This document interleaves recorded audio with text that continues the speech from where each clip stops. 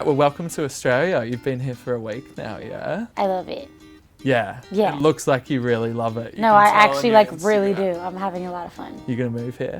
I could actually see myself living here for a period of time eventually. I don't know Yeah. if I'd move my whole life and stay here forever just because I'm a California girl.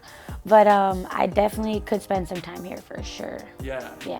Often when artists come, you have such a hectic schedule and you've got to be here and there and play a show every night that it's kind of hard to sink into the culture of the country. But from the minute you touched down, it seemed like you kind of took in the same-sex marriage plebiscite that's going on, and you've really embraced Indigenous culture as well. How has that been for you, just kind of discovering the different aspects and the different issues in this country? Well, being a young gay woman and a young Indigenous woman, Yeah. I guess a young gay Indigenous woman, I felt that I couldn't come here and not honor that. And I couldn't come here and just act like the only issues that people face in the world are in America, in my country. The fact that there's still issue over equality in marriage in any country in 2017 is completely ridiculous to me. And coming from a background of a culture that has been trampled on and has been tried to be erased, which is Native American culture and Black culture. Coming here and learning the history of that and understanding how deep that trauma and that pain actually runs through Australia, New Zealand and such, I couldn't not speak about it. I could not learn, and I tried to gather as much information as I could before I got here. Yeah. And once I got here and was able to actually speak to people who are, living in it and working through it and trying to keep their sanity and maintain their, their hope through it all was an eye-opener, so I had to address it properly. Yeah, and I know you met with an Indigenous rapper in Perth. Yeah. As well, Ziggy. which looked like a really cool experience. And were those his dogs? Because they were so cute. That is his bandmate Jack's dogs, and if I can, give the hugest shout out, Ziggy Remo and the Love is the band, and they're incredible. He has found the perfect way to marry hip-hop, fun hip-hop, and awareness and political influence. And it's not something that you feel like something is just being talked in your ear and shoved down your throat. It's like the music's good, you want to dance to it, but you're learning and you feel empowered. So I can't appreciate anything more than that. Which is kind of a compliment I can throw towards your show as well, because I think taking young fans that often feel like their voices are trampled on by politicians here, to have somebody stand on stage and say your voice matters and vote in this plebiscite because your voice will be heard is really important, I think. Is it cool for you to kind of hear the reaction to that kind of stuff and know that your words are connecting on some level? I think that it's always a trip because on one end I do appreciate it, and on the other hand I just feel like it's what humans are supposed to do. Yeah. It's what everyone is supposed to do. So sometimes when receiving praise for just doing what I feel like is supposed to be done does feel a little strange. Yeah. Because I feel like it should be natural. It should be what everybody with a platform should be doing. If you have a voice, you have no excuse not to use it, especially if you belong to a community that is facing such serious adversity. So, I don't know. It does feel strange sometimes, but I'm thankful that people receive me and that I'm relaying information correctly and softly enough for it to be received in such a good way. And on the music side of things too, in terms of being received, that Sydney show on Saturday night was absolutely mental. I've been in that room many, many times, and that reaction was One Direction level of screaming. As soon as I was on the street, I could hear it. It must be really cool for you to come halfway across the world and find this group of fans that are reacting like that. It's a trip. I mean, I'm from a city where, we're known for creating a lot of culture and starting a lot of things, but not getting the credit for it. You know what I mean? So to have traveled and people, not only give me the credit, but give so much love to where I'm from and respect to where I'm from and always be able to push it towards that has been incredible. And I can say I didn't expect it to get this far. I never, when I was little, I always say I didn't grow up with specific goals. I didn't dream, I want to play here and win this award and do this and do this. I still don't have those goals. I have no expectations. I'm just kind of happy to be receiving all the love that I'm receiving. So everything that comes along is not only a surprise, but just I'm grateful for it because I never imagined it. Yeah, that's awesome. And one thing I found really interesting was so often in Australia there's kind of this pressure to play your old songs from fans, but your set list was made up basically entirely of the album. Yeah. And there was zero heckling for old songs at all. I find that so cool that you can bring a record that's relatively new and everybody is singing every single line back to you. Is that when you know that you've connected with that record? I mean, I just got tired of playing all my old songs. Yeah, I love that. I think I had a tape out for like 2 years. So for 2 years, we were just touring in festivals and doing just the mixtape for so long. And by the time we ended it, I was like, I never want to sing any of these songs ever again.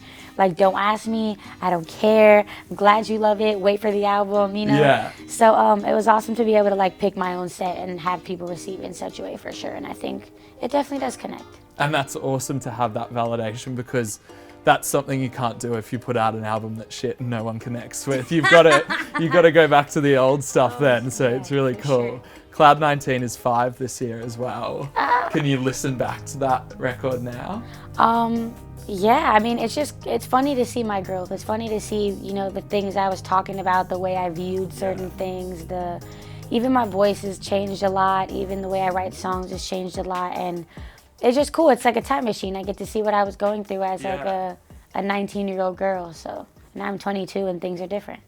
And is that because you've kind of learned, I suppose, what music your voice fits best into, and kind of, I suppose, how to portray your thoughts in a way that makes sense to your audience as well? I mean, I think I'm a chameleon, so I think I'll try a lot of different styles of music eventually. When I first came out, it was, well, what do you even do? And then it was all of a sudden I'm saving R&B music, but then it's alternative R&B, and now it's like she's making pop music, and I'm like, I think it's great. I do all of it. Which is and amazing. I'm gonna explore everything in the world that I want to explore. So, yeah. And one of the really good ways of seeing that as well is all the collaborations you've done this year, from like Aminé to Calvin Harris. Like, it seems to be a very diverse lot. Oh, yeah. Has that been fun to be able to dabble in other people's worlds? Of course. I mean, that's exactly the words for it, is dabbling in other people's worlds. You get to let somebody bring you into the style that they do. So when I reach out for collaborations, I get to bring somebody into what I do. And in turn, you learn a lot. Not just about the other person, but you get to observe them and see how they create, and their strengths and their weaknesses, and your strengths and your weaknesses, and where you guys can aid each other, and you grow. Yeah. Was it purposeful for you to not really have any features on the album? Did you want your debut album to be your own statement? I didn't think about it. I don't think I think about it much. I'm actually probably the worst artist when it comes to calculation. I don't really calculate anything at all. I kind of just wait for things to happen. Yeah, which is the best way I was to be. like, we don't have an album title yet? We should just talk about it. And the conversation came out, I was like, that's cute, I guess, let's roll with it. We'll make music. Oh, it's nearing the end of it? Okay, cool, let's do it. So, yeah, that's not to say that I'm not smart or anything, because I consider myself intelligent. But it's more of a feeling thing. Creation is free, and it's feeling, and the way I create is just, it's flowy. So that's amazing. One of my favorite things in response to your voice this year is Lil Yachty at the end of the Calvin Harris track, when he's literally just losing it. Did you know they were going to include that audio at the end of the song? No, and I won't be fake. That's not me. Really? At the end of the song. No, Lil Yachty talking about No, but those notes at the end of the song, that's not me. Oh, it's not actually you. I can't even sing that high. Major props to Jessie Reyes, who wrote the record. She's incredible. Real? Yeah, Okay. She's a Canadian artist. She sang at the end of it like a few notes, and they were like, you want to try to re-sing that? And I tried, and I couldn't do it, and they kept her amazing vocals in there, and I was like, it sounds great.